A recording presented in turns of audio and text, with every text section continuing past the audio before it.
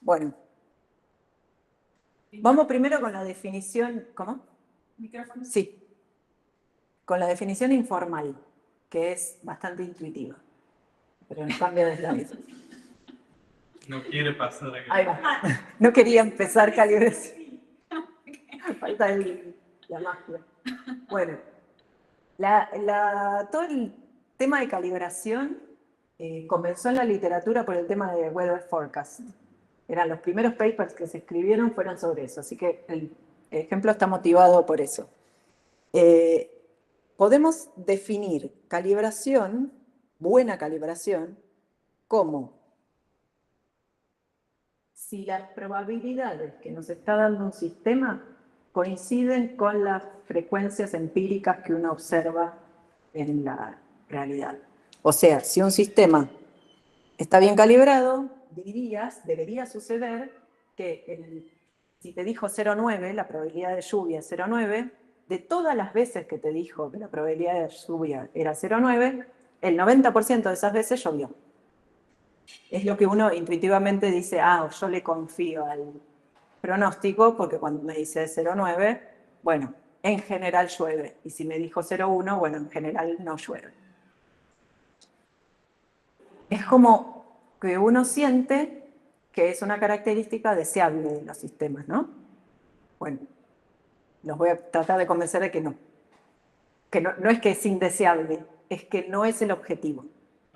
Que la literatura completa de Machine Learning en este momento, cuando hablan de calibración, lo sienten como una característica inherentemente necesaria.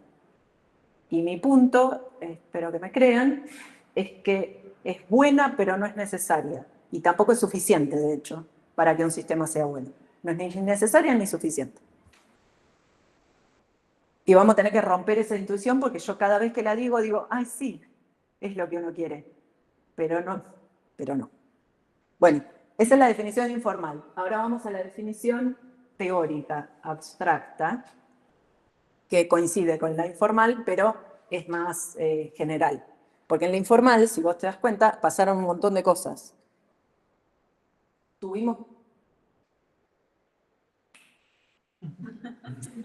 Bueno, ahí va. Los números que te devuelve el Weather Forecast son continuos. Bueno, quizás justo el Weather Forecast es un mal ejemplo. Por ahí los tienen discretizados. No me doy cuenta si los discretizan o no. A nosotros nos muestran discretizado, ¿no? Porque en general es un lluviecita o mucha lluviecita. Pero en el fondo deben ser continuos. Pero vos, para decir, cada vez que te dijo 0,9, el 90% de las veces llovió, en algún momento en tu cabeza discretizaste. Porque si te dijo 0,91 o 0,89, bueno, la juntaste con el 0,9 para medir ese 90%. Si no, no tenés suficiente. O sea, si fuera discontinuo realmente, no podrías juntar los días en que te dijo 0,89, 1,11, 348. Hubo un solo día de esos. Entonces, en algún momento en tu cabeza discretizaste. Entonces, ahí ya es un enchastre. Es lo que hace ese que ya vamos a describirlo al final. Pero bueno, entonces esta es la definición teórica detrás de esa definición informal que les di recién, que es que la salida del sistema es igual a la probabilidad a posteriori de la clase condicionada a la salida del sistema. Es un toque circular la definición, pareciera. O sea, vos tenés... Uy, no tengo risas. Sí, acá. Tenés el X, tenés tu caja negra, que es el sistema, te genera un Q, y vos lo que querés es que ese Q coincida con la probabilidad de HI, o de H, pongamos de estrellita, porque acá este es un vector, y acá es todas las clases, dado Q. Esta es como la manera vectorial de expresar eso mismo, ¿no? Eso es por componente y esto es vectorial. Estás como diciendo, condicionado a esta salida, no condicionado a la entrada. Y ahí es donde se rompe la intuición de por qué es tan bueno, o de lo que explica que por qué no es tan bueno, como objetivo, como, Horizonte. sí, como el norte, de que no es necesariamente lo que uno quiere. Si este Q es malísimo, ¿qué me importa que el Q sea la posterior de la clase? Lo que yo quiero, en realidad, es la posterior con respecto a X, condicionado a X. Eso es lo que yo como usuario quiero. Dado todos los sensores que vio el sistema, que la salida sea fiel a esa probabilidad, no a la misma circular con respecto a sí mismo. ¿Podemos ir de vuelta con esa pregunta? Sí. Vos tenés, en realidad, la probabilidad que vos querés es esta, ¿no? Vos como usuario, no te importa que hay en la caja negra. Ahí sería la probabilidad de que lluvia, que llueva, dado que Los está nublado sensores. y hubo tanto. Claro, temperatura, humedad, Ok. historia, Eso es lo que contexto. vos querés. Eso es lo que vos querés. Vos querés la probabilidad posteriori, dado el estado de la naturaleza, de que vaya a llover o no. En cambio, que estamos viendo la probabilidad de que llueva, dado que el sistema dijo que llovió. Que el sistema dijo 0901. Claro. Bien. O sea, condicionado a la salida del sistema, es verdad que había 0,9 de probabilidad, pero condicionado a la salida, no condicionado a la entrada. ¿Qué es lo que esconde el asterisco? ¿Qué? ¿Qué hay en condicionado a eso? Las clases, esa, mira esa. O sea, esto, como lo escribí acá, es la versión vectorial de eso. Por eso le puse estrellita acá.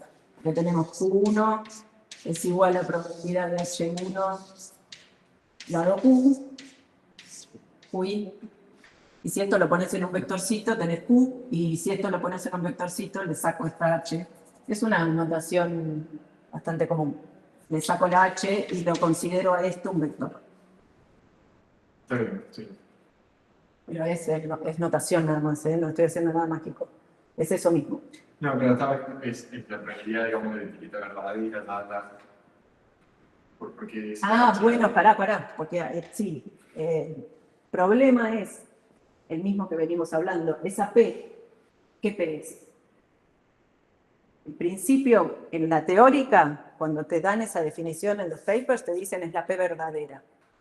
Pero yo no tengo la P verdadera, de nuevo. ¿Cómo comparo? ¿Cómo mido si está bien calibrado si no tengo la P verdadera? ¿Con qué estoy comparando? Bueno, en la definición informal estoy comparando con el histograma, La referencia. que es un histograma. O sea, lo que hice en la definición de recién fue binear y decir, bueno, de 0,85 a 0,95 lo considero 0,9 y mido cuántas veces acertó en ese rango. Cuando me dijo alrededor de 0,9, ¿cuántas veces acertó? Si acertó 90%, joya, está calibrado. Pero ahí hay un modelo, hay una referencia, exactamente. Y una referencia con el supuesto de hacer el histograma es algo razonable para estos datos. Que a veces lo decía, a veces no. Bueno, entonces, esta definición tiene el problema de que no nos dice... Bueno, primero esto de que no habla de una P verdadera que no tenemos, pero ponele que eso lo resolviéramos reemplazando la P por una de referencia, que implica un modelo, que implica supuestos y que implica datos, y todo eso, con todo eso más una referencia. Y después, el otro problema, sí. Bueno, eso tampoco me da mucha información sobre qué tan bien mi modelo está usando los datos. O sea, el modelo siempre tiene la prior, está respetando. Ese es el problema con esto, exactamente. O sea, si tu Q es mala para empezar, ¿qué te importa que esté bien calibrado? Sigue sin tener información. No me está midiendo, por eso no es suficiente ni necesaria para que sea bueno el sistema. Vos podés tener un sistema mal calibrado y que sea relativamente mejor que uno que está mal calibrado, porque es más informativo. Ahora vamos a seguir dándole vueltas a esto todo el resto de la clase. Bueno, el otro problema que tiene esa definición teórica es que no me dice cómo medir la distancia, porque si no son iguales. Ponele que yo resolví el tema de la referencia. Hice un modelo, tengo una PR de H dado Q. no son iguales. Y bueno, ¿cuán descalibrado está? ¿Cómo mido esa distancia entre la Q y la PR? Una definición que nos da un camino hacia esa medición es esta otra. Decir que las posterior Q están bien calibradas si las decisiones de Bayes son óptimas. ¿Se acuerdan que dijimos que las decisiones de Bayes son óptimas cuando las posterior estaban bien calibradas? Bueno, yo estaba aludiendo a esta definición todo el tiempo. Es la definición de calibración, que coincide con la otra, que no es distinta, es simplemente una manera más práctica de definirlo. Pero me faltaba eso. Si nosotros vamos a tomar decisiones usando la formulita de Bayes, ¿no? Esta es la formulita de Bayes, la que vimos ayer,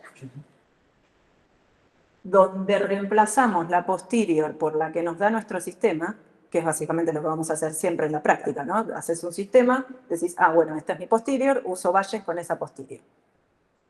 Si vamos a hacer eso, estamos asumiendo que esta posterior es buena. Si resulta que es buena, o sea, si coincide con... Ahí me contradije a mí misma, que es buena no. Estamos asumiendo que está calibrada. Porque si está calibrada, entonces esa QI coincide con la posterior, la puedo meter en la ecuación de Bayes y estas dos cosas son lo mismo. O sea, estoy tomando realmente las decisiones óptimas.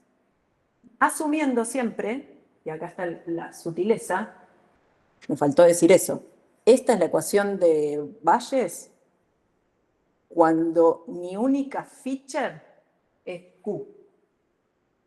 Ya no tengo acceso a X. Bayes, si se acuerdan, la ecuación original estaba condicionado a X acá. Porque eso es lo óptimo posta. O sea, yo tengo todos mis datos de entrada, tengo la posterior, dado esos datos de entrada, mi decisión óptima es considerar esa posterior completa. Pero ahora digo, bueno, lo único que tengo es Q. Yo no, justamente, Para eso tenés el modelo. para eso tenés el modelo. Pero ahora digo, bueno, dado Q, voy a tomar la decisión bayesiana. Si esta posterior coincide con la salida del sistema, entonces efectivamente la decisión bayesiana va a ser óptima. Es un retrabalenguas. No sé si lo estoy explicando óptimamente. Yo me doy vueltas a mí misma cuando trato de explicarlo, porque parece circular, pero no lo es. No hay una falacia acá. Está bien definido. La idea es, vos te quedaste solamente con la Q y vas a tomar las decisiones en base a esa Q.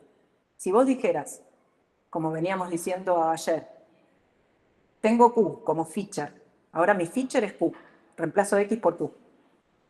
¿Cómo tomo mi decisión bayesiana? Agarro la posterior de la clase dado Q y lo meto en esta formulita, ¿no? Pero ahora yo no quiero hacer un nuevo modelo de la posterior dado Q. Estoy asumiendo que mi Q ya es ese modelo. Y eso es la definición de calibración, ¿no? Si Q ya es la posterior dado Q, lo único que tengo que hacer para tomar las decisiones bayesianas es meter la Q en esta ecuación. Reemplazo esto con esto. Pero en realidad, teóricamente, para usar Bayes, vos tendrías que estar haciendo esto. Esto es Bayes. Q la tomo como feature, agarro la posterior de alguna manera mágica. De nuevo, sería una posterior de referencia. Y aplico esta ecuación. Pero lo que hago en la práctica en realidad es reemplazar esta posterior por Q misma. Entonces, para saber que esa cosa que hice fue óptima, necesito que esté calibrado, que se cumpla esto. ¿Se entiende? Bueno, en el fondo en todo esto que dije así muy con las manos, hay un montón de cosas que se tienen que cumplir, que es que todo tiene que ser consistente consigo mismo con la referencia. O sea, hay una referencia, una probabilidad de una distribución de referencia conjunta entre X y la clase. Si todas estas P de las que estamos hablando así muy livianamente, todas derivan de la misma referencia, todo esto funciona. Entonces, siempre estamos como en las bases tomando una P de referencia, que si quieren pensarla como la verdadera, piénsenla, pero en realidad siempre va a ser un modelo de la naturaleza, basado en datos y basado en supuestos. Si se quieren meter en la matemática, en el paper está, pero era un montón de explicar. Pero bueno, igual sí, o sea, lo que están pidiendo con calibración no es que ande bien, sino que sea consistente a la distribución de datos, a la muestra como viste. Entonces, para poder hacerse... Bueno, ahí estás pensando en la referencia frecuentistamente, y está bien, es en general lo que se hace. O sea, si tu referencia es la empírica, dado mis datos, agarro un promedio, la calibración está definida como la definición informal. Bueno, coincide con las frecuencias que ven bien mis datos. Claro. Tal cual. Bueno, ahora, me quedaron todos los órdenes de las animaciones. Esta definición que les decían recién, de un sistema está bien calibrado si las decisiones bayesianas son óptimas, nos da una manera directa de medir la distancia cuando no son iguales. Cuando Q y su posterior no son iguales, ¿cuán no iguales son? ¿Cuán distintas? ¿Cuánto me va a pesar a mí? ¿Cuánto me va a costar que no sean iguales? Esa es la intuición. Entonces lo que hago es medir la calidad como la calidad de calibración, como la distancia entre uso Bayes y mido el costo, versus hago lo mejor posible en vez de usar Bayes. Tomo las decisiones óptimas de alguna manera mágica. ¿Cuánto mejor son esas decisiones óptimas, empíricas, digamos, en mis datos, que las decisiones bayesianas? Entonces, eso es el cuán subóptimo era la calibración para empezar. Porque si era óptimo, esto me tiene que dar 0. Por definición, ¿no? La definimos de esa manera. Dijimos, si la calibración es perfecta, entonces no hay nada que yo pueda hacer mejor que Bayes. Bayes es óptimo. Bueno, si no es óptimo, ¿cuán subóptimo es? Y esa es nuestra medida de la descalibración. Bueno, lo delicado acá es definir este óptimo, ¿no? El actual es trivial, tenés Q, es el PSR que venimos diciendo hoy a la mañana. Tengo Q, tomo decisiones bayesianas, calculo el promedio, esa es la cross entropy que mido siempre. Ese es fácil. Lo que nos falta ver es cómo obtener este término, el óptimo, IPSR. Bueno, ¿cómo tomo decisiones óptimas? Pónganle que estamos en un caso binario, estos son los scores y los colorcitos son las clases, ¿no? Y me cayeron así las clases. En general, divisibles en verde y rojo, pero algunas rojas se me intercalaron con los verdes, ¿no? ¿Qué sería un algoritmo de decisión óptimo? Posta a posta sería decir, bueno, en este rango decido rojo y en el resto decido verde. Eso te da un costo de 0, porque te pegaste siempre. Pero ¿cuál es la chance de que ese algoritmo generalice a datos nuevos? Nula. Entonces, siempre es posible definir óptimo como costo 0. Pero ahí es cuando tu referencia es una porquería. Ahí definiste una referencia con deltas en los puntos que viste. No sirve de nada eso. O sea, la frecuentista extrema no funciona. Un punto, una decisión. Hay que suavizar, que es lo que se hace siempre cuando uno no quiere overfitear, ¿no? La razón para suavizar es no overfitear a los datos que viste. Bueno, en 2 clases, la manera de suavizar es acordarse de esto que dijimos. Las decisiones bayesianas, ¿se acuerdan que eran comparar la posterior con un umbral? Estás asumiendo, si asumimos una relación monótona entre el score que nos está saliendo y la posterior bien calibrada, entonces lo único que cambia es el umbral. O sea, yo tengo el umbral de Bayes que cae en algún lugar y un umbral óptimo, potencialmente, que lo puedo tunear. Entonces ahí regularicé un montón, suavicé. No puedo, todo lo que está a la derecha del umbral va a ser de una clase y todo lo que está a la izquierda va a ser de otra. Perdón, este nuevo umbral sería el que yo siempre puedo hacer de que sea normalizado de 1 o menos. Exacto. Con ese umbral, nunca un C normalizado te puede dar mayor que 1. Porque estás en efecto calibrando para ese costo de interés.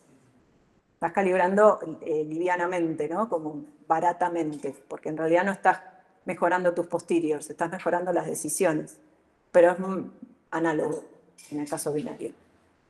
En el caso binario, si solo te importan un costo, porque si no, no tenés un umbral, ¿no?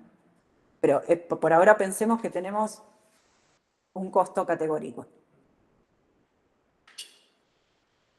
Bueno, entonces lo único que tenemos que hacer para obtener, teníamos esos dos términos, ¿no? El actual PSR y el optimal PSR. Para obtener el optimal lo que hacemos es tunear el umbral. Entonces pónganle que tenemos esta distribución de scores, que son los logits que salen del modelo, o los logots que salen del modelo. La curva naranja es clase 2, curva azul es clase 1. Y lo que estoy marcando acá son los dos tipos de error.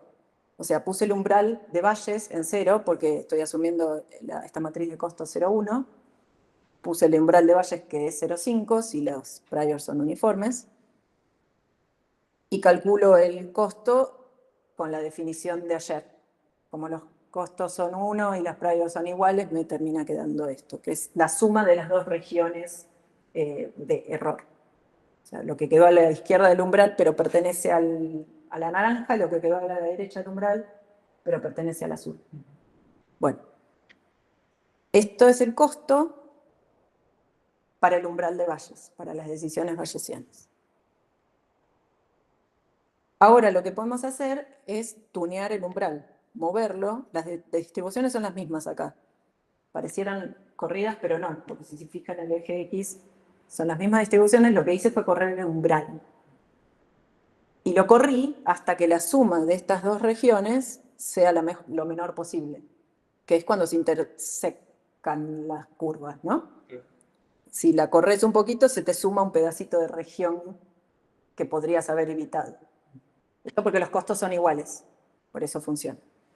Bueno, entonces, ahora medimos el actual cost y el optimal cost, y la diferencia entre esas dos cosas nos dice cuán descalibrado estaba el sistema para la matriz de costo 0,1. No en general, sino para nuestro costo específico, porque estamos comprometiéndonos a esos umbrales. Bueno. Entonces, ahora podemos entender este riesgo mínimo del óptimo como el potencial de nuestro sistema. ¿Cuán bien podría funcionar nuestro sistema si no tuviéramos un problema de descalibración? ¿Es cuánto lo podemos mejorar? La diferencia entre actual y optimal es cuánto podemos mejorar nuestro sistema cambiando la manera en que tomamos decisiones, nada más. Con esto fijo, congelado, tengo estos Q, ¿cuánto mejor puede ser el rendimiento de mi sistema con ese mismo Q? Si lo único que cambio es el algoritmo de decisión. Porque ahí, con lo que decís, yo tengo mi modelo congelado, quiero ver qué tan descalibrado están las Q que me dan. Entonces, eso sería en una clasificación binaria. Yo puedo comparar con mover el umbral, sí, hasta que encuentro el óptimo y luego, bueno, diferencia entre estas dos cosas. Sí. Si tuviera más clases, ahí tenemos que mover simples, digamos. Sí, y encontré un paper que hace eso, de adaptar las regiones de decisión a los Q para que sean óptimas como en el análogo de lo que hacemos con tunear el umbral. Pero hay una manera más bonita de hacerlo. Ahora vamos a eso. Más general. Bueno, entonces tenemos ese calibration loss, va a ser esta diferencia, ¿no? El cachito este que el costo adicional que incurriste por tener mal el umbral.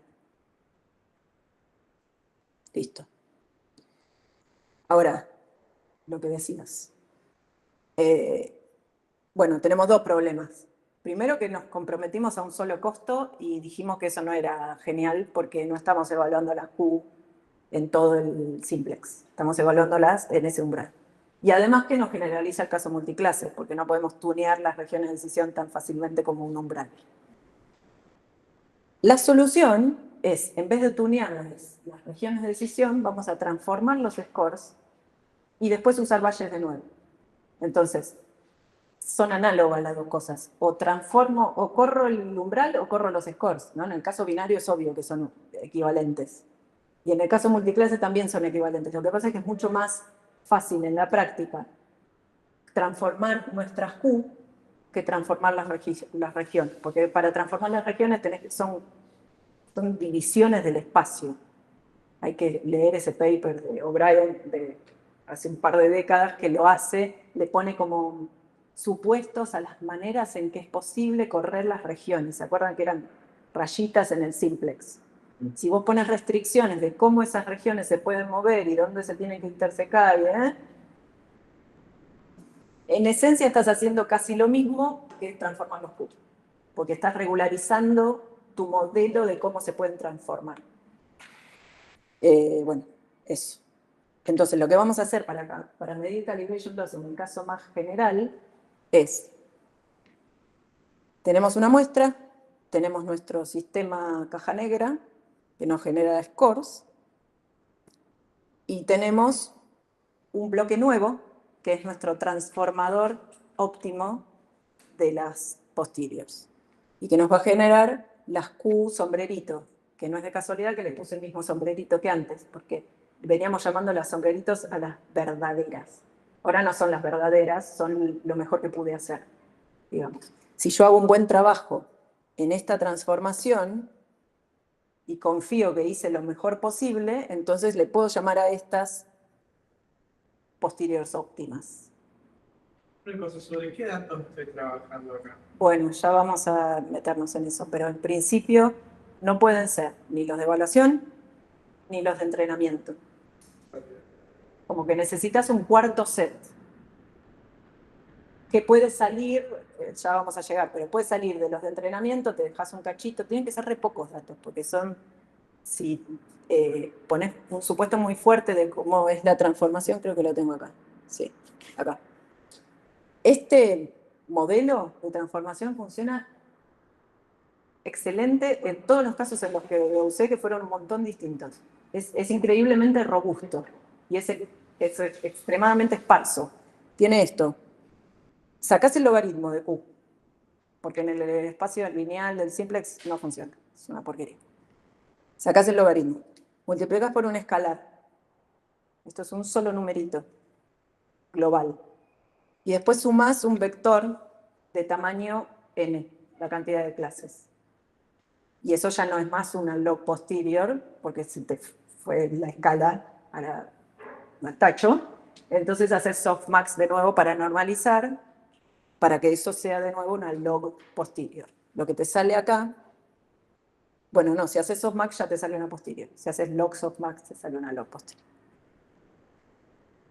Tiene una expresión medio oscura quizás, pero es trivial. Es una transformación afín de las log posteriores, seguida por la normalización para que te den uno, para que sumen uno las posteriores. Y este A, el escalar, y el B, que es un vector, los entrenas en datos que no pueden ser los de entrenamiento ni los de evaluación. Y que no hace falta que sean muchos. Y que no hace falta que sean muchos porque tenés n más 1 parámetros. En realidad n, porque los B, cuando haces el softmax, el shift desaparece. Entonces son n parámetros en efecto que estás entrenando. Con tener así tipo a ojímetro 10 veces más datos que clases, ya estás bien. En el caso binario, con 20 muestras, salvo que sean muy complejas las distribuciones, ¿no? Pero si tenés esas distribuciones que estuvimos viendo en todos los ejemplos, que son muy comunes, en las logots que sean gaussianas, con 20 muestras, salvo que haya mucho desbalance, ¿no? 20, la clase mínima, la clase más infrecuente tiene que tener 10 muestras. Si tenés balanceado son 20, si no, por ahí necesitas 10 y 100. Bueno. Acá, obviamente, lo que pasa es que como el calibrador fue una decisión nuestra, metimos supuestos, sacamos datos, entrenamos, quizás nos equivocamos al entrenar y no convergió, y hay un montón de accidentes que pueden suceder en el proceso, no tenemos una garantía de que esto que sale acá es realmente el optimal. Nunca vamos a saber si llegamos al optimal. Si hubiéramos trabajado un año más entrenando el sistema o recolectando mucho más datos, por ahí llegaríamos a uno mejor a la salida. Pero es lo que hay. O sea, en la práctica es lo que hay. Nunca tenemos el verdadero, lo que tenemos son datos y supuestos y un esfuerzo nuestro de desarrollo. Lo que sí sabes es si después de trabajar un mes más obtuviste algo mejor, bueno, el otro no era óptimo. Eso es todo lo que podemos saber. Claro, es más óptimo el nuevo que el... ¿Y no puedes hacer algo como lo de la línea que se estanca? Y saber si está Sí, subiendo. si tu sospecha es que no tenés suficientes datos, pero esa curva no existe para complejidad del modelo. Ponele que este que estoy poniendo acá no sea óptimo para tu problema, que necesitabas algo un poquito más complejo. ¿Cuán complejo? ¿Cómo tenía que ser la expresión? ¿Con qué supuestos? O sea, que lo que sirve bastante es mirar las distribuciones de scores. Si son gauchitas como estas que mostré, gaussianitas por clase, esto es re seguro que va a funcionar, esta expresión. Si le ves colitas o la ves media asimétrica, por ahí no. Por ahí ya tenés que empezar a explorar distintos modelos de calibración, que vamos a ver un par de casos. Pero ahí, o sea, con este último comentario que hiciste, es como que no puedes pensar que haga un tiempo, que estás cambiando el sentido de humanidad, lo decís, como, o sea, esta es la mejor para estos Q, pero no sería la mejor si tuviera mejor Q, esa es la reflexión. No, estoy diciendo que no es óptima, quizás está mal llamarle óptima, no sé cómo llamarle. No es óptima porque yo no hice el mejor esfuerzo posible. Pero el explicador. Para el mismo Q. Me fijas Q, me fijas la caja negra, me fijas Q.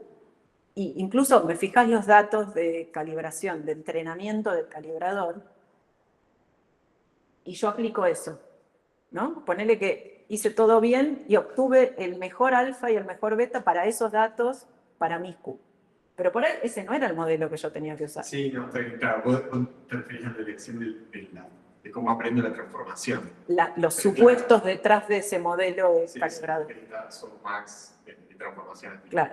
Claro. Entonces, y ahí es donde viene lo delicado del manejo de datos. Porque si vos te haces trampa vos mismo, ponele, usás los datos de validación para entrenar el calibrador, y después vas y evaluás en esos mismos datos, cuanto más complejo sea el calibrador, mejor te va a dar, porque por fitear los datos paga, ¿no? Pero no quiere decir que ese mismo calibrador, que cuanto más complejo mejor, generalice a datos nuevos.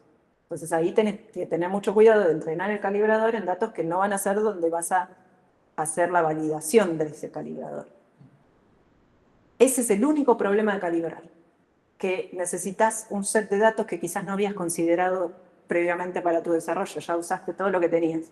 El de evaluación está en la caja fuerte, no lo puedes mirar. El de validación ya lo usaste para tunear 1.000.000 de cosas. El de entrenamiento, ya entrenaste tu modelo, corrió una semana ese modelo, lo entrenaste, no querés entrenarlo de nuevo. ¿Qué hago? Una alternativa, me estoy adelantando porque estaba en el slide eso, es hacer cross validation en los de validación. Es como el plan B si no te acordaste antes de empezar tu desarrollo de dejar un cachito de datos para ese objetivo. O si no tenés suficientes datos, aunque te hayas acordado, no había manera de dejar. Bueno. O sea, entonces, sí. Uno tendría el conjunto de entrenamiento, tenés tu modelo, y en validación lo que hace es del mismo modo que vas switchando para ajustar los hiperparámetros, estaría el calibrador sí. Podrías hacerlo como parte de tu proceso de tuneo. O sea, en realidad sería un hiperparámetro. Un hiperparámetro más, sí. Y bueno, sí. O sea, O sea, puedo decir tu modelo completo es caja más F. Exactamente. Y los una B. le sumás acá un calibrador. Y esta es tu nueva caja a desarrollar. Entonces, todas tus decisiones, ponele, esto en realidad en el modelo que les dije, el Softmax, no tiene hiperparámetros. Pero sí lo tenés que entrenar. O sea, no lo tenés que tunear, pero sí lo tenés que entrenar. Claro, o sea, digamos, tenés que hacer. En el caso de esa F, por ejemplo, tenés que hacer un ajuste del A y B. Claro. O sea, tenés que entrenar esos dos parámetros, pero no tiene un hiperparámetro a tunear.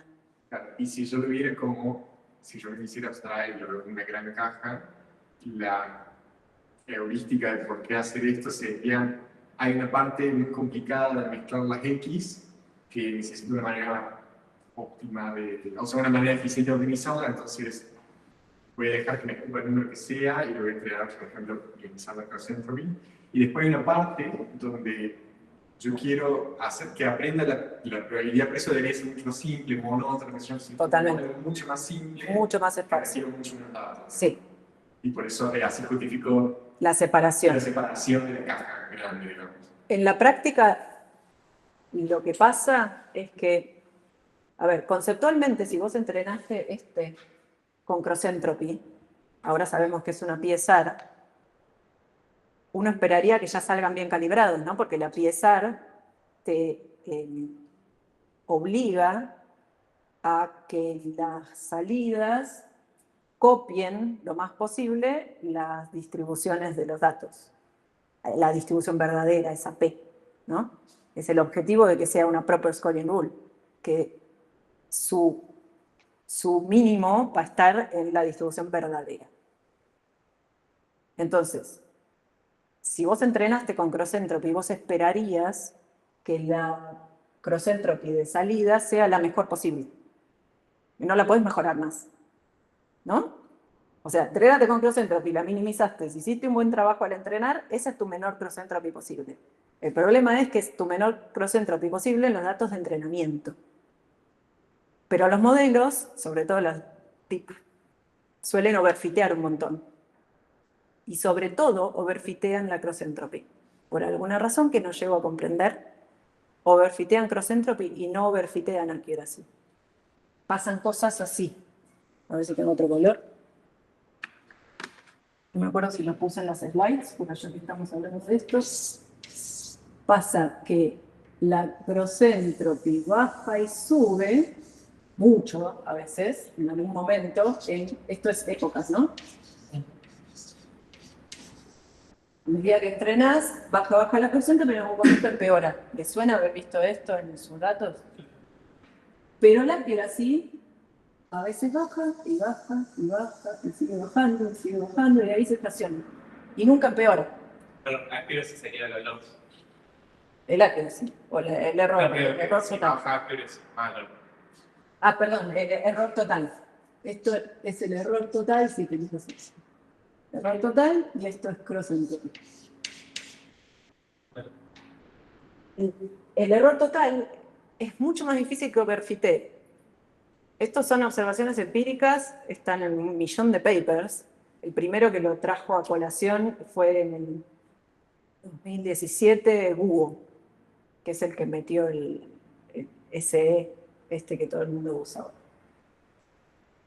Mostró empíricamente que en las redes modernas pasa esto, que los modelos overfitean mal la cross entropy, pero no el accuracy. Y entonces lo que está pasando de acá en más, digamos desde este punto hasta acá, es que está degradándose, esto es en validación, ¿no? En entrenamiento siempre la cross entropy sigue bajando, como si no estás entrenando mal. Esto es en validación.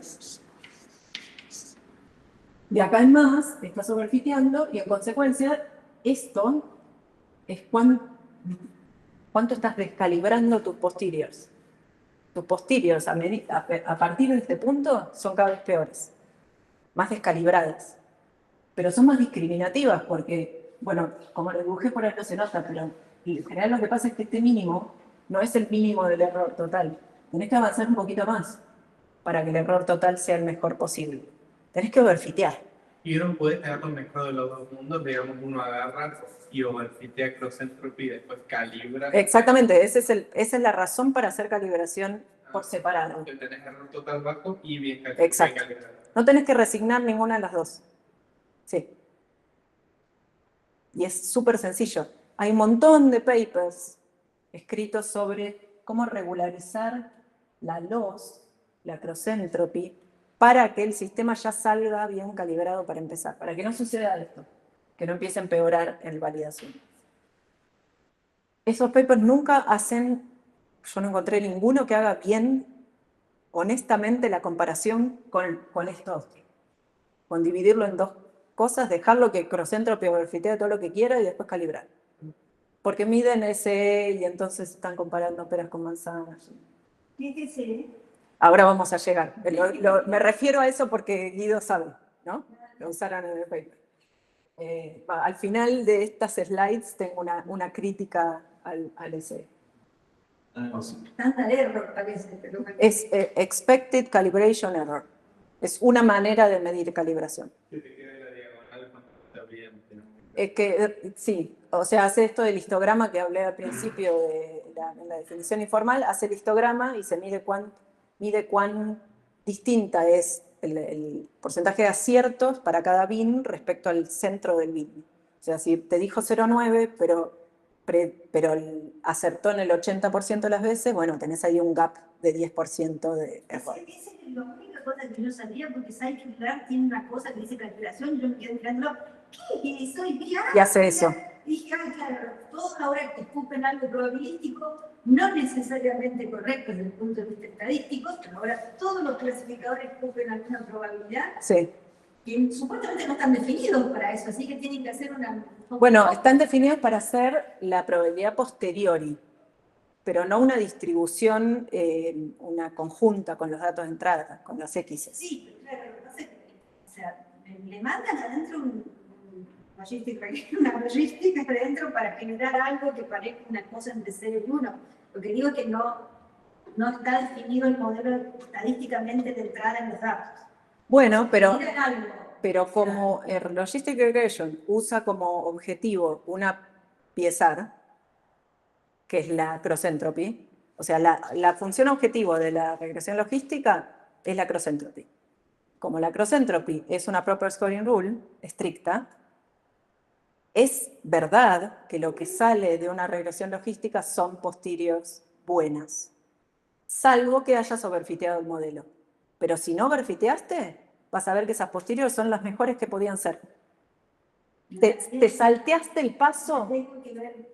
Porque vos estás pensando en hacer un modelado completo de la Sí, conjunta. para mí todo pasa, el modelo pasa en los datos, aún cuando yo no Claro. Eso de que no existe la distribución preliminar, no puede aparecer una posterior de la nada si no tiene una distribución. Porque posterior tiene que, a fin de cuentas, la densidad... Pero porque estás pensando en hacer valles para llegar a la posterior.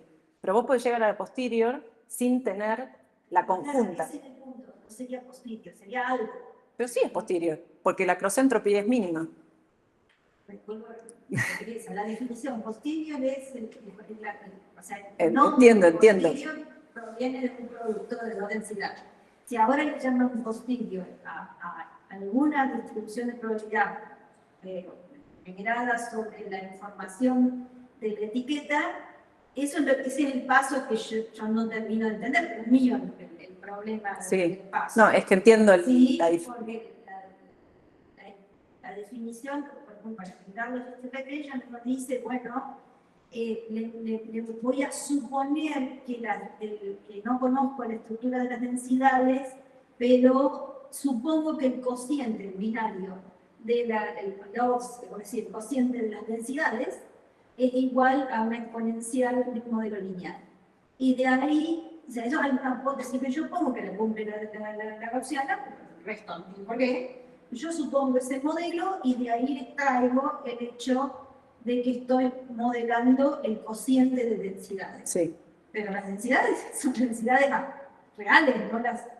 Entonces me queda la posteriori armada por esa estructura. Sí. Entonces, si yo, ahora, los otros modelos, o sea, las otras modelos de clasificación que hay,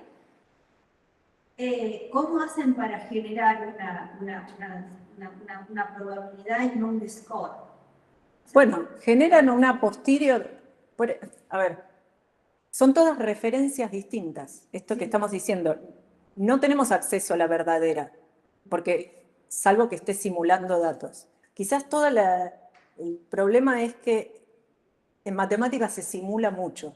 Entonces hay como una sensación de hay una verdadera, pero solamente porque son simulados. En la naturaleza no hay una verdadera. En principio, en realidad, la estadística uno dice no paramétrico, nunca sabe, nunca la conoce. La estadística no paramétrica sabe que existe, pero nunca la conoce. Claro. Desde entrada. Pero Ahí va. sabe que existe. Ahí va. ¿Sí? Pero entonces, distintos modelos te generan distintas aproximaciones, si querés, a esa verdadera.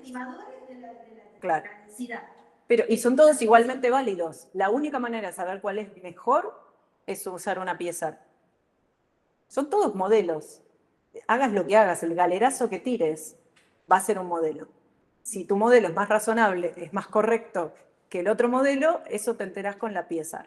Cuanto más baja te dé, mejor era tu posterior.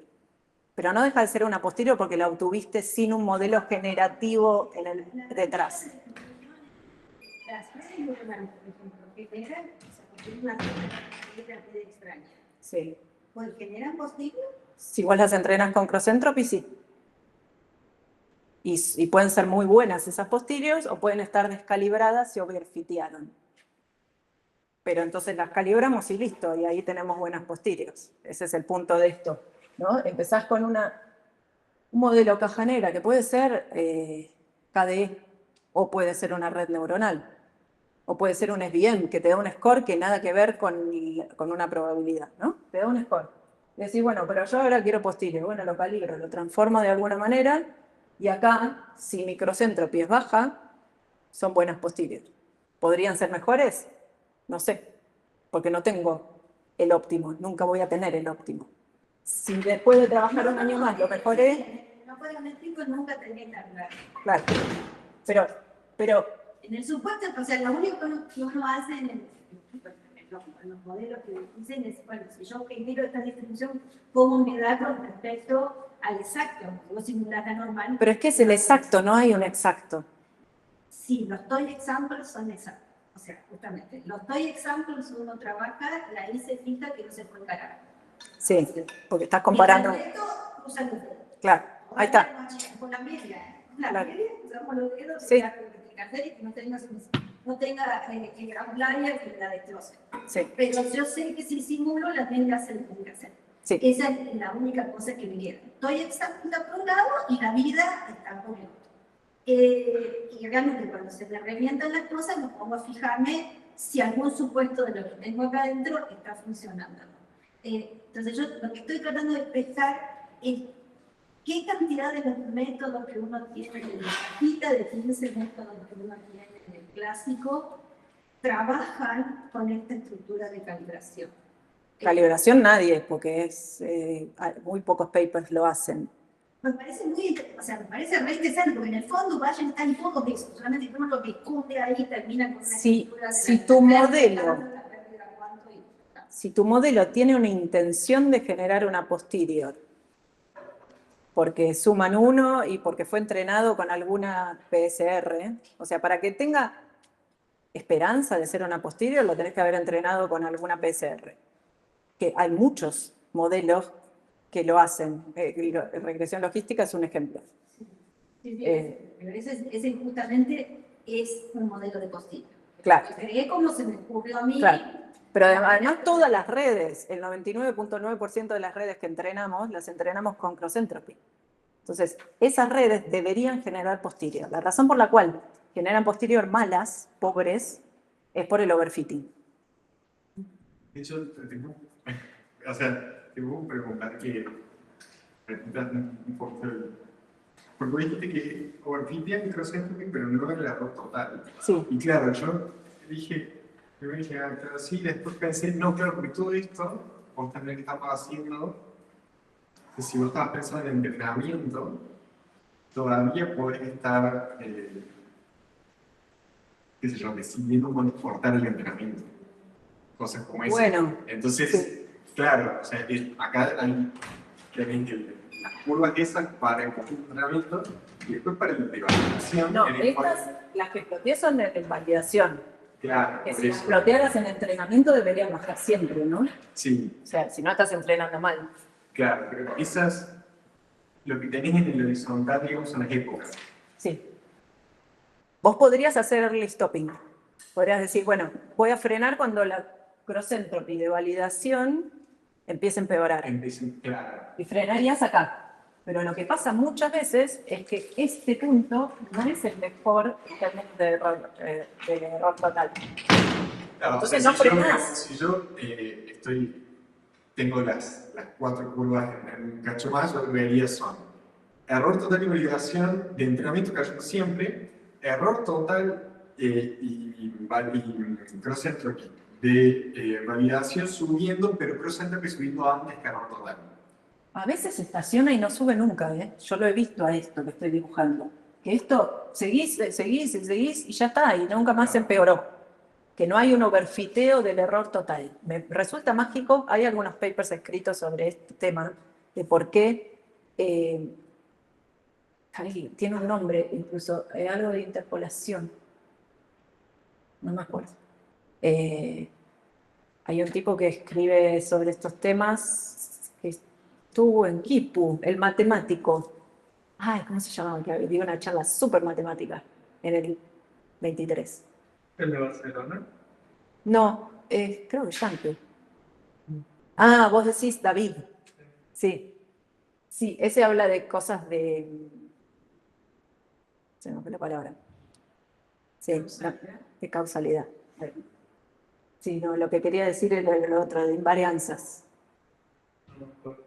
Pero no, este es otro. Bueno, no importa. Hay papers escritos sobre estos. En general, para poder probar cosas, hacen una simplificación extrema de las posibles arquitecturas a explorar y hacen matemáticas sobre eso. A veces le sacan las activaciones, tienen una red neuronal lineal, con muchas capas, pero lineal, y ahí puedes probar cosas. Pero bueno, después porque eso funciona en las que no son lineales, ya se pierde toda la teoría.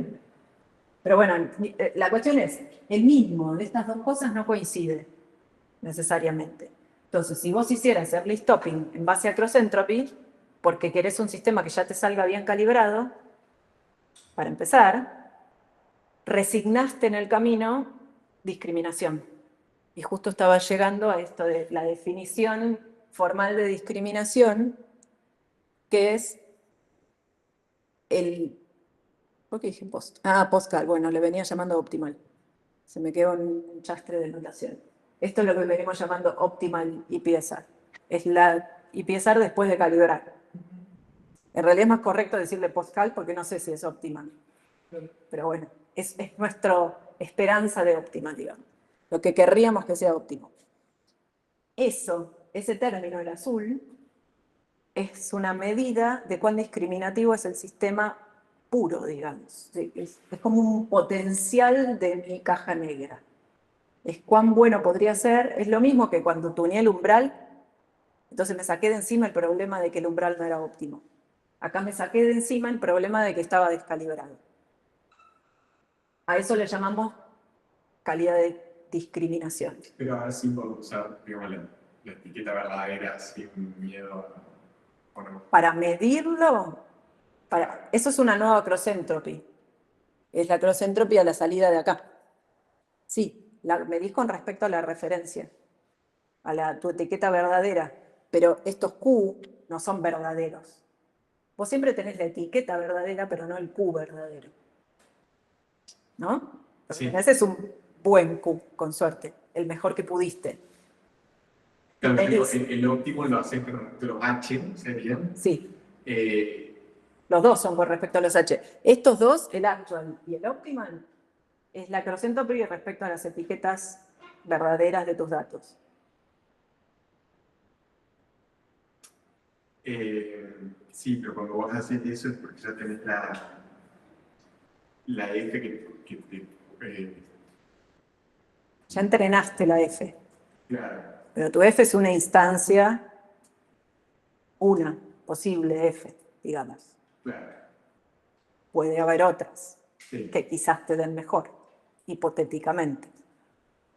claro, Ese es el punto. O sea, ese Q sombrerito, si querés, con mucha fe, llamarle verdadera, todo bien, pero no lo es. no, claro, yo lo que pensaba es si hay, lo que quería entender es si esa óptima que tenés en la representación es condicionada a la F que escogiste por el calculador. Sí, Claro, eso. por eso no está bien llamarle óptima, Claro. porque no sé si es óptima. Pero bueno, es una estimación del óptimo, por ahí, Sí. si querés Sí, llamarlo. sí. Bueno, entonces tenemos, podemos descomponer el PCR que medimos a la salida del sistema de nuestra caja negra en dos términos. Uno mide cuán discriminativo es nuestro sistema, que es el potencial de cuán bueno podría ser si resolviéramos el problema del primer término, el CAL2. O sea, si yo a mi sistema que sale descalibrado le resuelvo el problema de calibración, sus posterior van a ser tan buenas como el término azul. Si la mitad de mi actual pieza es CAL2, hay un 50% de lo malo que son mis posteriores que yo lo puedo resolver. Es súper intuitivo como métrica esto, porque es relativo a algo que estoy midiendo. Yo estoy midiendo que me dio, esto es sin normalizar, pero imagínenlo normalizado, me dio 0,8 la cross entropy normalizada.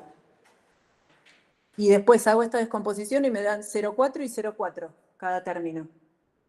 Digo, si le agrego un calibrador, voy a tener unas posteriores que son el doble de buenas. Me va a dar 0,4 a la salida mis Q sombreritos. Copado, lo tengo que calibrar. Si te dan 0,79 y el calibration loss 0,1, por ahí decís, bueno, uso esos datos que hubiera usado para entrenar al calibrador para otra cosa. Eso implicaría de que no overfite tanto el concepto. Claro. Que con regresión logística en general no hace falta calibrar. Con las redes neuronales sí, casi siempre. Bueno. Estamos resolviendo dos problemas al mismo tiempo con el calibrador que entrenamos. Estamos midiendo cuán descalibrado está con este calibration loss y a la vez lo estamos resolviendo porque esa misma etapa que entrenamos para medirle el calibration loss, si se la pegamos al sistema, nos resolvió la calibración. Matamos dos pájaros de un tiro. A veces no hace falta agregarlo. Si vos encontraste que ese calibration loss es relativamente chico respecto al actual, ni te molestes en agregar la etapa. Bueno, ahora, esta calibración perfecta que podríamos llegar a obtener si el calibration los dos nos da 0, no garantiza nada. No garantiza que las posteriores sean útiles. Porque podría pasar, como decía alguno de ustedes dos, que el sistema nos esté sacando las priors como salida. Ni siquiera ellos. Que estas Q sean todas iguales y sean las priors. El calibration loss va a dar 0, porque no hay nada mejor que eso. Si tus fichas son todas iguales, lo mejor que puedes hacer es sacar eso mismo. O sea, el calibrador va a ser un no-op, va a ser nada, la identidad. Te va a dar 0 la calibration loss. Y vas a decir, joya, tengo un re buen sistema. Y no tiene información de tu entrada. Todas las salidas son iguales, no importa lo que le metas a la entrada.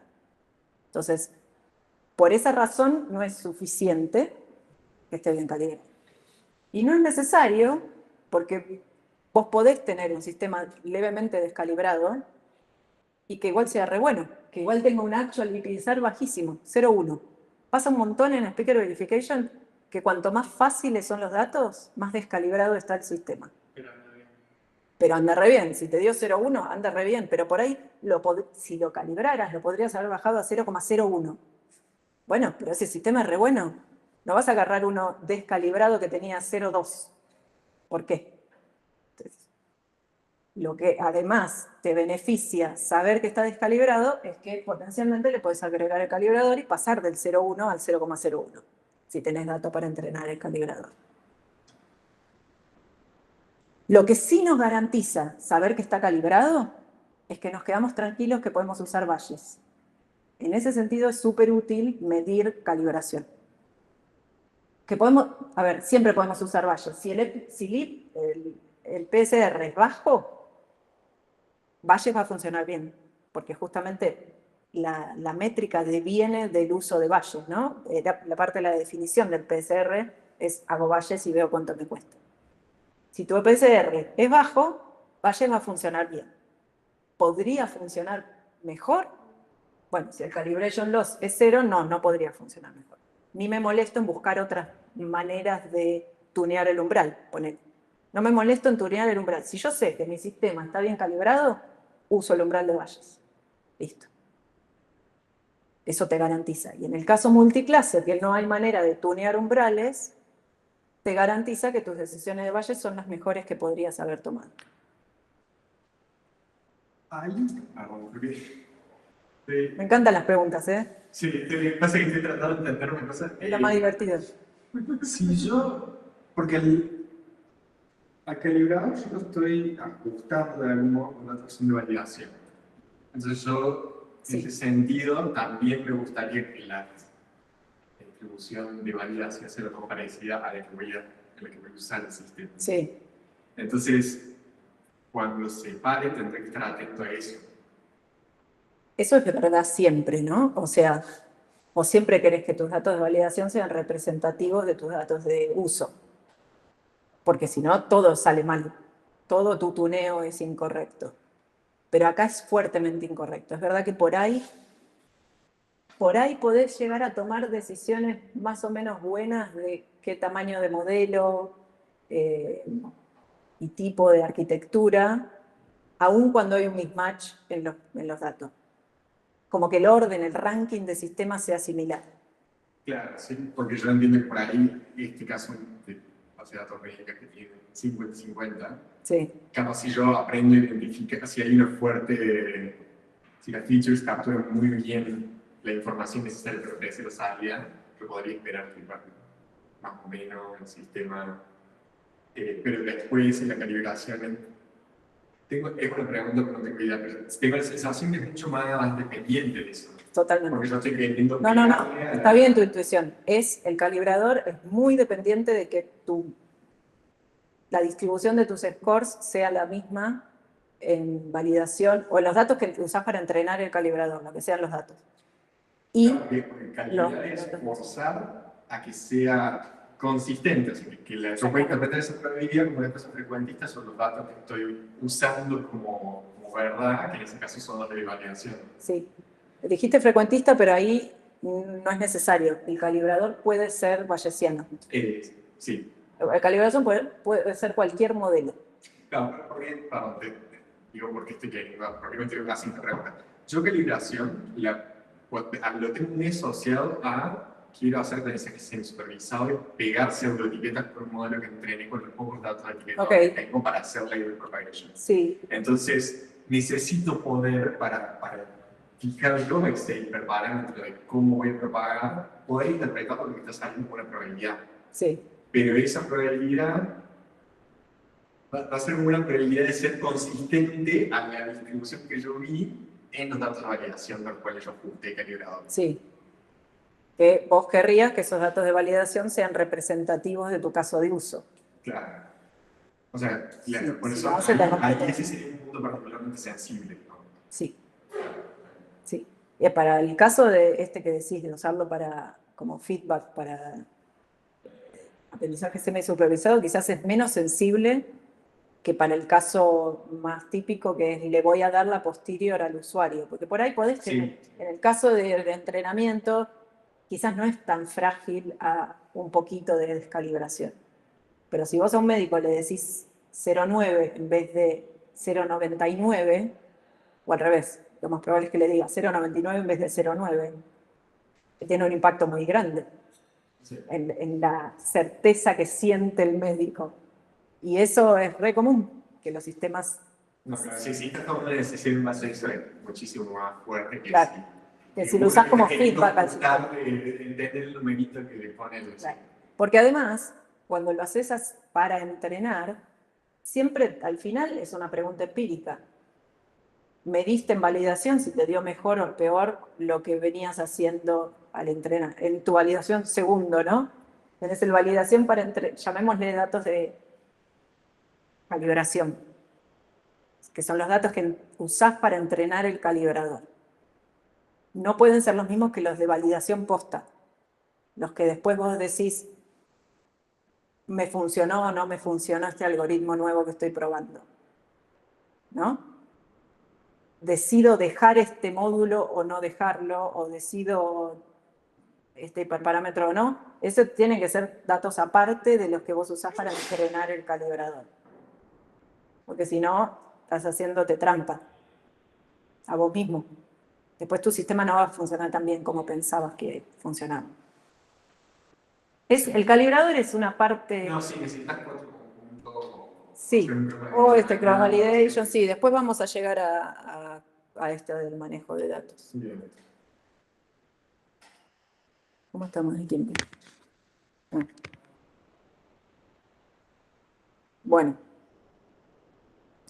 Bueno, esto ya lo vengo diciendo, pero para enfatizar. Pónganle que tenemos estos dos sistemas, el azul y el naranjita. Uno tiene para ser concreto, cross entropy. El IPSR es un cross entropy. Un cross entropy alto, pero bajo calibration loss. Esta es la diferencia en actual, que sería la altura de la barra, el IPSR que me diste acá, a la salida con el Q.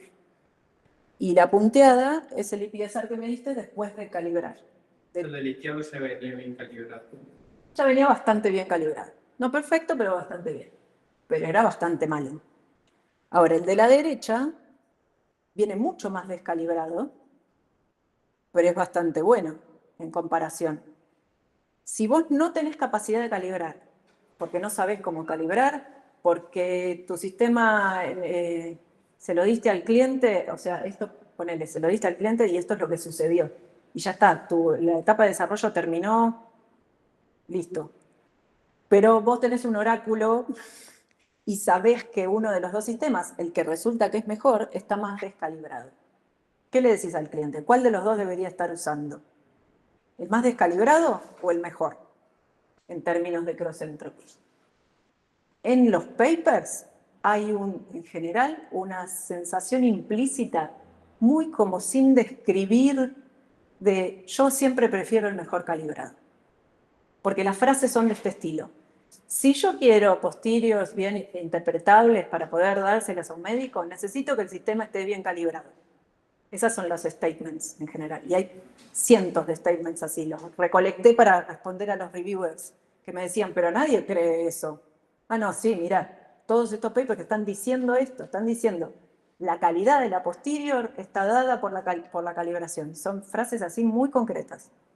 Si yo quiero buenas posteriores, necesito que estén calibradas. Para confiar en una posterior, necesito que esté bien calibrada. En high risk applications, necesito que las posteriores estén bien calibradas. Entonces, una y otra vez, parece ser el objetivo que el calibration loss sea chico. Y no lo es, porque si vos tuvieras estos dos casos y eligieras el azul porque está más calibrado, tus decisiones serían peores. Porque las decisiones están medidas directamente por el cross entropy, la calidad de las decisiones. Está más descalibrado, más calibrado, pero es peor. O sea, en otros son más consistentes con peores etiquetas. No, con peores Q.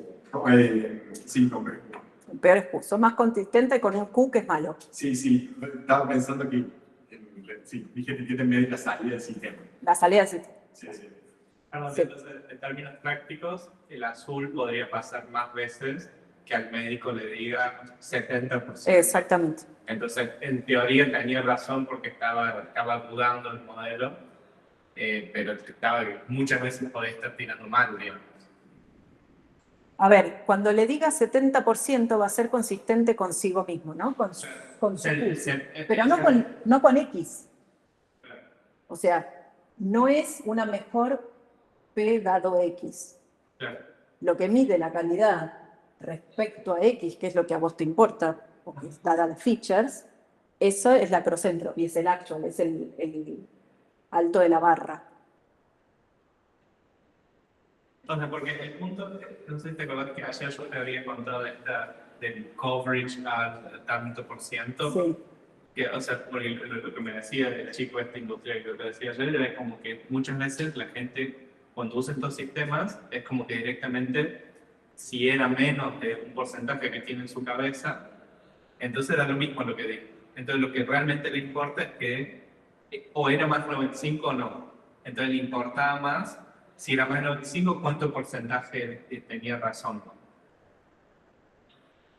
Como que descartan el sistema, decís si el sistema es malo lo descartan o No, descartan no, la decisión. La decisión.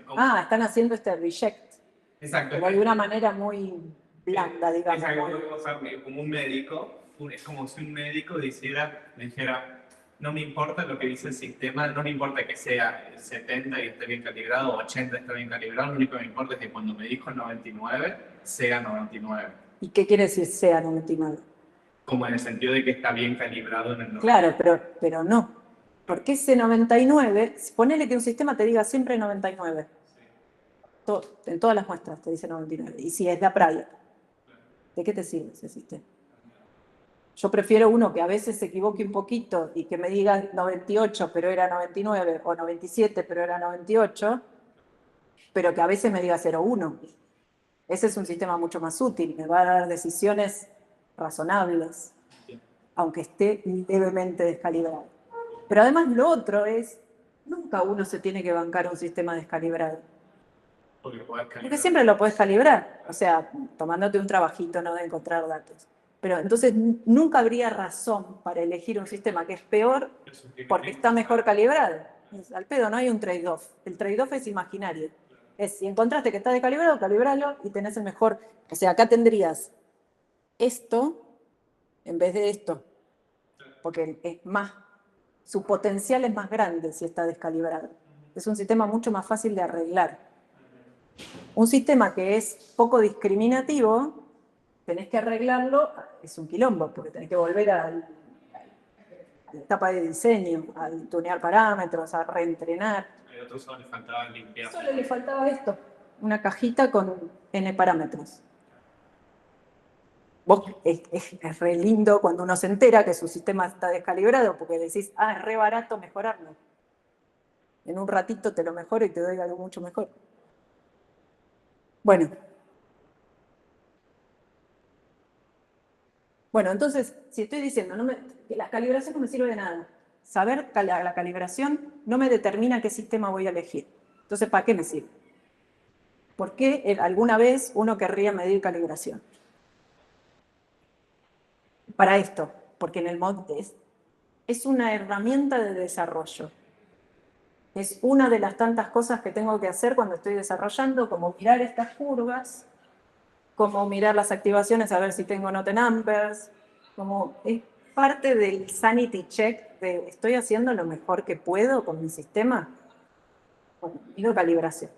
Pero es algo que debería estar oculto, creo yo, dentro del paper, como no está en general en los papers esta curva, ni los 3 meses que te pasaste tuneando parámetros.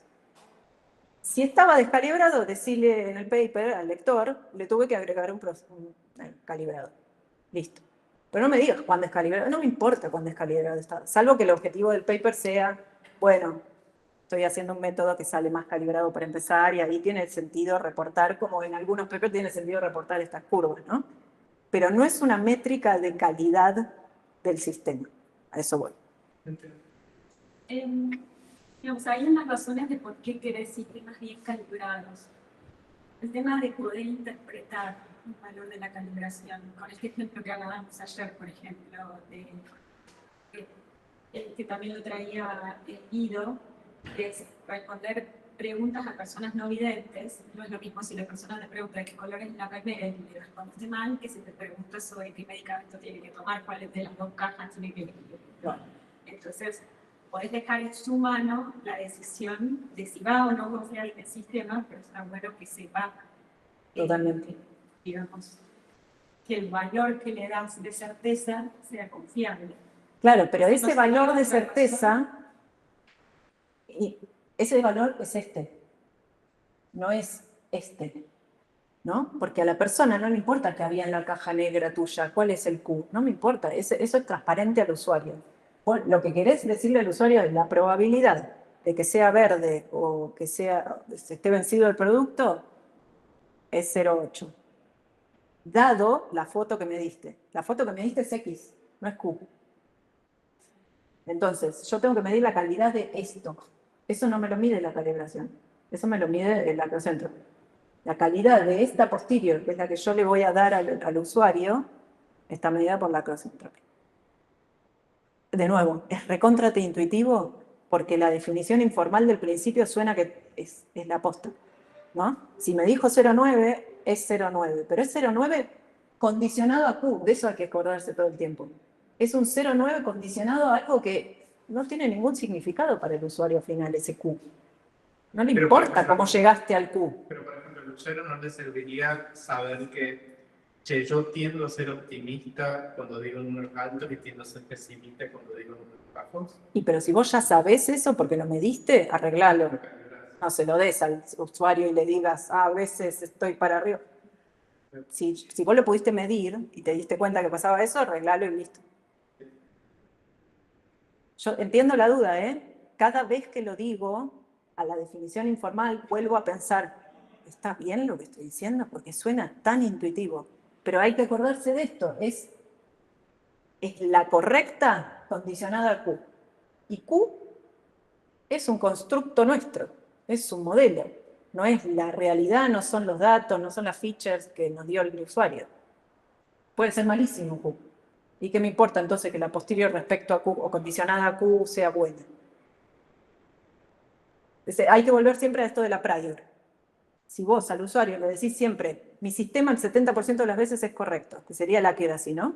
Ponele, eso es el accuracy del sistema está bien calibrado, porque es la prior. Le decís 70% de las veces es la prior de la confianza, ¿no? De la probabilidad de correctitud. El 70% de las veces mi sistema es correcto. No tiene información eso, porque para mí muestra, yo te pregunto para mí X, ¿cuál es la chance de que estés correcto?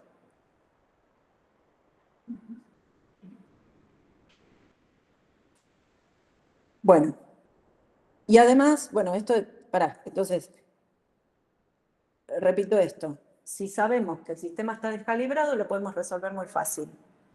En el proceso de desarrollo está buenísimo enterarse cuán descalibrado está el sistema porque nos da un procedimiento, como una dirección de cómo mejorar el sistema. Si está descalibrado, podemos trabajar en el calibrador, es re barato.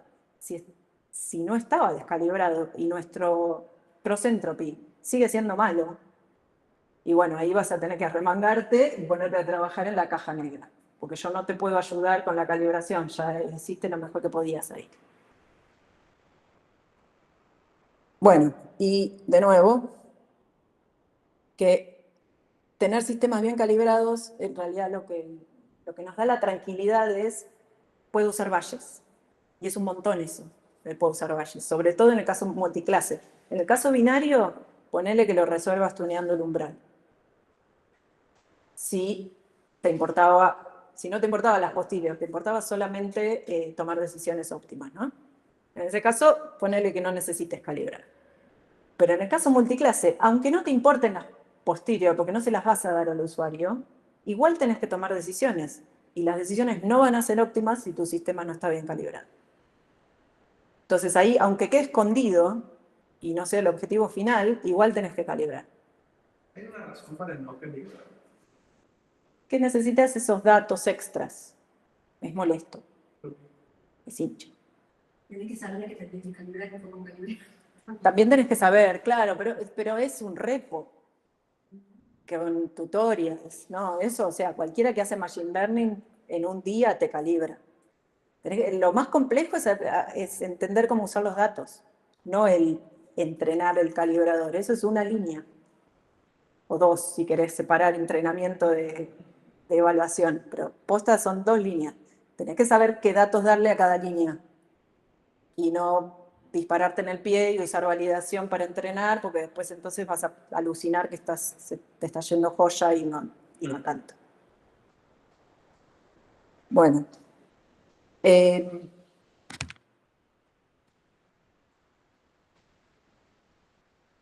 Yo en general miro el Relative Calibration Loss, que sería el alto relativo de la barrita del gap este.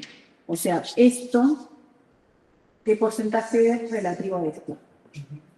Que te dice la mejora relativa que podrías obtener si calibraras. Es lo que haces con cada vez que haces algo al sistema y decís, mejoré 50% a mi baseline. Es eso mismo. Mi calibrador me mejora 20% a mi baseline. Mi baseline es mi sistema sin calibrar.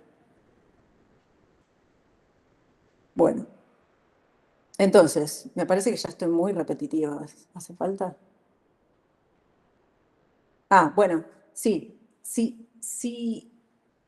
Solo quiero comprometerme a un costo esperado porque mi aplicación está muy clara y yo sé que no le voy a dar las posibilidades al usuario y no voy a cambiar de costo esperado, entonces en realidad me alcanza con medir descalibración para ese costo, que era eso que hicimos al principio de tuneas el umbral y medís la diferencia. Y de hecho, por ahí ni me importa medir la descalibración, tuneo el umbral y listo. Me quedo ahí. Es esto. Solo para caso binario, porque necesitas tener un solo score para poder tunear un umbral. Sí, digo, si no está punto vuelta, moviendo las regiones y haciendo algo razonable. Sí. En el caso ese, hay que tener cuidado porque ese umbral pasa a ser un hiperparámetro, ¿no? Eso lo hablamos ya cuando hablamos de datos el primer día. Hay que hacerlo antes de abrir acá. Claro. Y de hecho, incluso habría que hacerlo antes de evaluar en validación, porque por ahí si tuneas tu umbral en validación, hay un leve optimismo ahí. En general, es poco porque es un parámetro, ¿no? Salvo que tengas muy pocos datos de validación, está bien setearlo en validación. Si tienes muy pocos datos, por ahí vas a querer hacer un chequeo de cuán robusto es tu elección de umbral. Y eso tiene que ver con la de la significancia que vamos a llegar el viernes. Bueno. Por ahí empezamos levemente con esto. Sí. No voy a entrar exhaustivamente en cuáles son todos los métodos de calibración porque hay un montón en la literatura y porque realmente este que les mostré antes es súper universal. Casi siempre funciona. Pero bueno, un sabor de cuáles son las variantes por las dudas que tengan ganas de mirarlo. El calibrador más general, uno querría que sea invertible. O sea, que vos no estés perdiendo información al calibrar, ¿no? Que no te esté mapeando 2 Qs al mismo Q sombrerito. Es como intuitivo que uno querría que pase eso si vos confías más o menos en tu sistema. Eso en el caso binario es que sea monótono. Entonces, en el caso binario es súper intuitivo que vos no le querés cambiar el ranking a los scores, como contradecir flagrantemente a tu sistema. No, yo no te confío, que decías que era más probable, es menos probable que este otro. Entonces, en el caso binario se impone en general casi siempre la condición de que sea monótona la transformación F. Lo que pasa con el caso multiclase... no, esperen, les hablo de Pab. Entonces, para el caso binario hay un algoritmo que es el más general posible. La transformación monótona más general posible para minimizar, de hecho, cualquier pieza. Esto parece mágico. Si vos aplicas este algoritmo, o sea, lo que haces es, voy a encontrar la transformación de cada punto, los ordenás por valor, a tus Q, que son uno solo, ¿no? Estamos en el caso binario, es un solo Q independiente. Los ordenás y decís, voy a transformar todos estos a nuevos valores sin cambiar nunca el ranking. Pero pueden ir a cualquier lado, mientras no se desordenen. Y haces esa transformación a los nuevos números usando cualquier IPSR. Esa transformación va a optimizar todos los demás IPSR. O sea, tus nuevos scores van a ser posta a posta lo mejor que se puede, las mejores posteriores posibles. Es hermoso. Ahí como que no te comprometiste a decir Brier o log loss, no importa, hacelo con log loss, hacelo con Brier, te va a dar lo mismo. Son los mejores posteriores posibles. El problema es que siendo una transformación no paramétrica, overfitear re fácil. Entonces va a ser la mejor posterior en los mismos datos en los que vos la entrenaste. Pero en cualquier otro dato quizás no. Salvo que tengas un montón de datos para entrenarla, ¿no? Lo posible... ¿Que nos estamos yendo? Un ratito, sí. Es posible que a pesar de que suena tan maravillosamente óptima y elegante esta transformación, en realidad sea un problema. Y es muy común que suceda que overfitee. Además estamos overfiteando en re pocos datos, entonces muy mal. Y si vos te estás restringiendo los datos de calibración a 20, sí. No, ahí seguro que overfitea. O sea, yo cuando dije 20 me refería a este modelo súper esparso que les mostré antes. Que tenía un A y un... En el caso binario, un A y un B, son dos parámetros. Bueno, pero existe este pub y lo que a veces yo lo uso para ver cuál es el mejor. Este sí es el óptimo. Este es el óptimo en los datos en donde lo mediste. Puede no generalizar a otros datos, pero si vos querés saber, te da una garantía de si vos llegás a ese valor con algo que no sea tan expresivo, o sea, con algo más esparso, con el otro método, con el alfa y el beta, llegaste al mismo cross entropy que con PAB, ya está, no había nada más para mejorar. Es hermoso y pasa un montón. Por eso yo soy capaz de decir que esa transformación de softmax, del log, es casi siempre buena, es porque compara con PAB. Y muchas veces PAB no tiene nada más para mejorar. Entonces ya está, ahí sí sé que hice lo mejor posible. No me quedan dudas de que había potencialmente algo mejor. Lamentablemente solo funciona para el caso binario, porque hay una manera de hacer PAB multiclase, pero ahí el overfiteo es garantizado. O sea, ahí nunca jamás es representado, te da siempre 0. O sea, si vos haces la mejor transformación invertible en 3 o 4 dimensiones, esa te va a dar siempre costo 0, no tiene información, no sirve de nada. Bueno, esto, lo que acabo de decir. Entonces, para el caso multiclase tenemos que poner más restricciones. Tenemos que empezar a suavizar o regularizar el modelo, hacerlo paramétrico, quizás aprender modelos generativos. Todavía no estamos permitiendo que cambie el ranking. ¿Que cambie? Bueno, no, depende, porque si entrenas un modelo generativo, por ahí sí te cambia el ranking. O sea, puede pasar en las colas a veces, cuando tenés... cuando pones dos gaussianas, sí. No, ahí no te puede... O sí te puede cambiar. Ah, si tienen la misma varianza, no. Si tienen distinta varianza, sí. Te puede pasar que te cambien ranking. Es raro. O sea, es como muy antiintuitivo permitir que tu modelo haga eso.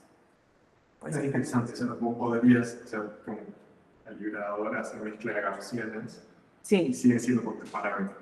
Sí, podrías. Pero ahí te podría cambiar el ranking de tus scores tranquilamente. Claro. Pero se hace, hay un modelo muy común para los casos binarios que es fitear una gaussiana a una clase, fitear otra gaussiana a la otra clase. Eso te da un P de Q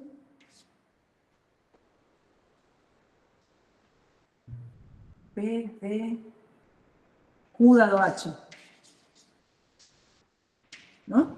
Decís, bueno, acá tengo el Q, Q2. Estos que les vengo mostrando cada rato, ¿no? Que son así.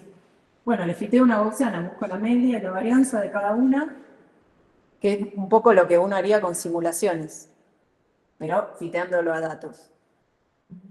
Eso me da la verosimilitud. Y con esto y las priors, usando valles, obtengo las posteriors. Eso es re común y funciona muy bien. Y si lo haces bayesianamente, a la estimación de los parámetros, mejor todavía. Porque es re robusto. De hecho, hay métodos, hay papers que proponen hacer esto no supervisadamente. O sea, vos tenés en realidad esto. No sabés cuáles son las clases. Y estimás dos gaussianas.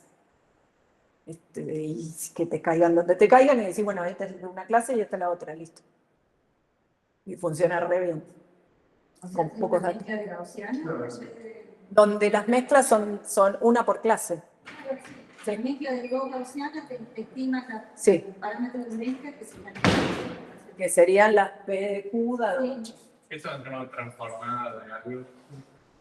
No, es como mezcla. Es una GMM que si el que funciona muy bien es cuando lo haces bayesianamente, entonces todo es muy conservador y todo es muy robusto. Y si más o menos tenés que tener una idea, creo yo, si recuerdo bien, del rango de las priors, ¿no? Porque ponele... Tenés que dar una prior a la media y la varianza. También, pero también una prior a la frecuencia de cada clase, porque muchas veces... No, sí. O sea, tenemos una cosita así, ¿no? sí. Ese es re difícil, porque este te pasa desapercibido y por ahí te pone una acá y otra acá, que es el mejor fiteo. Pero si vos le decís que una de las clases es muy improbable, muy poco frecuente, por ahí algún método dice, no, entonces debe ser esta la otra gaussiana. Claro, si vos le das una prior a cada una de las medias, Sí. entonces ahí estás diciendo dónde va a estar la media. Bueno, claro, en muchos casos, si vos más o menos confías que te puso los logots positivos son de una clase y los negativos son de la otra, le podés dar una prior de que una media es positiva y la otra media es negativa. Claro, depende de, sí, cómo organiza el algoritmo. El algoritmo que yo conozco que exige la prior, o sea, ¿no? Tenés que decir que son normales, tenés que decir la prior para la media y la varianza genera. O sea, tenés que tener algún rango, una Sí. posición, más o menos, que es el máximo verosimilitud, más o menos donde va a estar ubicada cada media. Claro. Y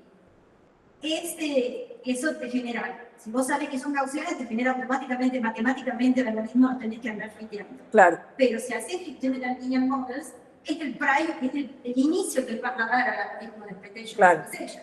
Vale. Así que en el fondo, si estás más seguro de una cosa, te queda una línea que es la línea matemática de cómo deberían ser la estimación de la posteriori, o Hacia 100. si no estás tan seguro, Claro. mandar General Linear Models y mandar pero le pones el inicio, Claro. en vez de ser aleatorio, en las medias que deberían Y es que en ser. general es razonable asumir ciertas cosas sobre cómo va a ser el Q.